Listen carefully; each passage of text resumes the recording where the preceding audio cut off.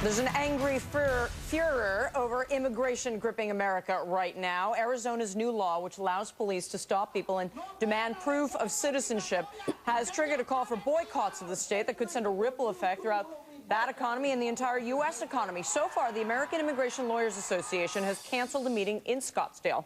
The San Francisco city attorney will propose that the city not do any business with Arizona. Activists are calling for baseball fans to not attend the Arizona Diamondbacks games.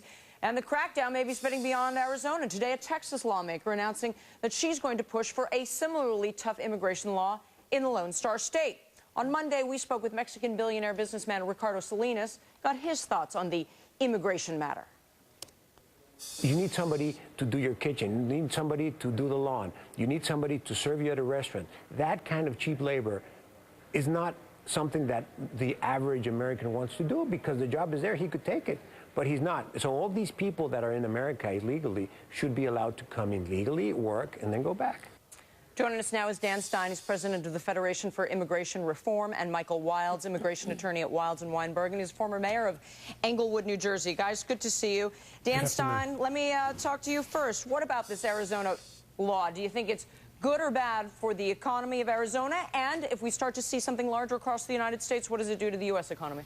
Well, first thing I want to say is this law is good for business. It's good for Arizona. It's going to make everybody safer, more secure. It does not allow racial profiling. It actually precludes it and actually makes people safer and specifically prevents that. How is it good for business? How is it good for business? Well, look, everybody has seen what's going on in northern Mexico. Increases in homicides, gang-related, drug-related crime, violence. It's escalating, obviously, now in Arizona as well, in Phoenix. If public safety, the public safety is not secure, property is not secure, we see these cartels getting more violent, incursions by the Mexican military. Okay, I got it. So you think it's good for business because it enhances safety, which presumably is good for business. Michael Wilds, what do you think of that opinion?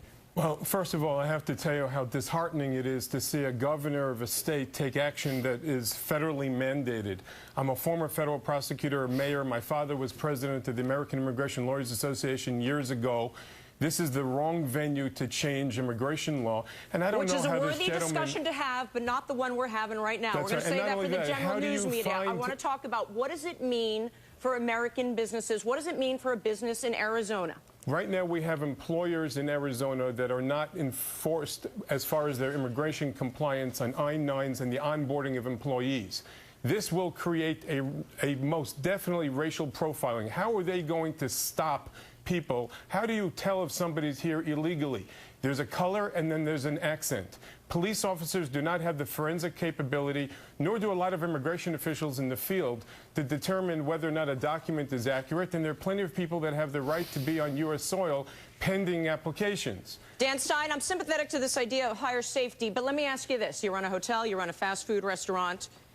It's more expensive. Right now, the U.S. government has imposed a price control on uneducated labor in this country, and as a result, it's become very expensive to hire Americans to do these kind of jobs. Well, what do you say to the argument that this is about being able to get affordable labor? No, look, the E-Verify program, which is what employers now use to verify status, is very popular with employers. They're signing up by the hundreds every month. I'm not talking about the legality. I am talking about the price of labor. What does this do to the price of labor? There's no evidence that labor is too expensive in this country. If you ask the average American if wages are too high, the answer is going to be no. If you want to, drive our wages down to compete with Central America and Malaysia, I don't think most Americans think that's affordable in a it's this post-industrial information society with a elaborate social safety net. So you acknowledge that it keeps the price of labor high, and you're okay with that? What we're doing is we're privatizing the profits of this so-called cheap labor, but commonizing the costs on the community, taxpayers for education, health care, housing, and retirement. We can't afford. We are bankrupting the country. We're bankrupting the country with this so-called. Let Michael Wilds get in here. Mr. Wilds, go ahead.